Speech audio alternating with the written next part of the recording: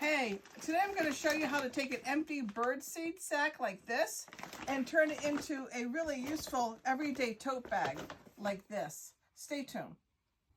Okay, so this is our bag that's laid out here, and normally when I cut it about 21 inches. I allow for 2 inches up here for the fold on the top and 4 inches down here, which is going to be the bottom of the bag.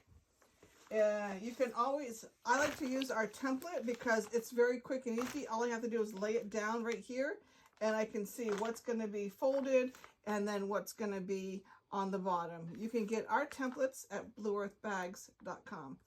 So I am going to cut the bag to the right size right here. So I cut the bag to the right size and I turned it inside out, and I have folded the bottom of the bag twice, just a little bit more than 1/4 of an inch, and I sewed right along here. This is the bottom of our bag. To make the corners, the flat bottom of the bag and the corners, you're going to take the seam right here and you're going to lay that seam down on the inside of the bag like that. So the seam right here, it's hard to say. This seam right here is going to lay down on the bottom seam that you see in the bottom of the bag. And then you're just going to measure 5 inches up here, make a mark, 5 inches up here, make a mark, and then draw a line. And that's where you're going to sew. We have an easy way to do it with our little corner. All you have to do is put this little corner right here and then sew across this line. And this is going to give you the flat bottom of the bag, and you're going to do this on both sides. So here you can see, I don't know if you can see it or not, but I have sewed along that side right there and this side right here. So now we have our corners of our bag made. So now that we got our corners done, our bottom done, we're going to take the top and we're going to fold it over about 1 inch and go all the way around, and then go back again and fold it in another inch like that. So we have a nice sturdy rim around the top. Okay, so now I have folded the top over twice, and I'm going to put my handles on. I use 1 inch webbing for the handles, and I cut them approximately 28 inches long. So on a bigger bag like this is across here is 22 inches. And so I normally come in about 7 inches. Let me move this over here.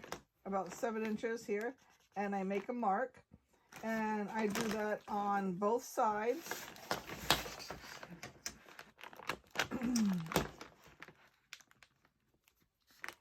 And then I also mark the other side. And I just go like this.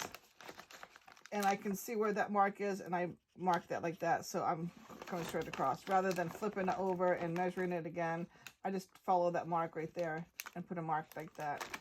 So once you got your marks where you need them to be, take your webbing like this, stick it in behind that cuff that you made on the top, and then pull it in and lay it down, and then I put a little clip on it.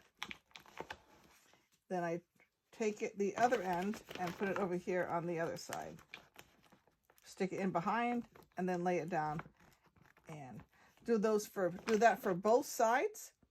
And then I sew along the top rim of it right here, and then I go along again and I sew along the bottom rim of it like this. Right here I did 1 stitch along the top of the bag all the way around, and I double backed along where the handle was. And then I went around again, all the way around the bag again, and double backed again where the handle was as well. So then I turned the bag right side out, and there you have your grocery bag or tote bag that you can use every day. See all of our repurposed bags and totes at blueearthbags.com.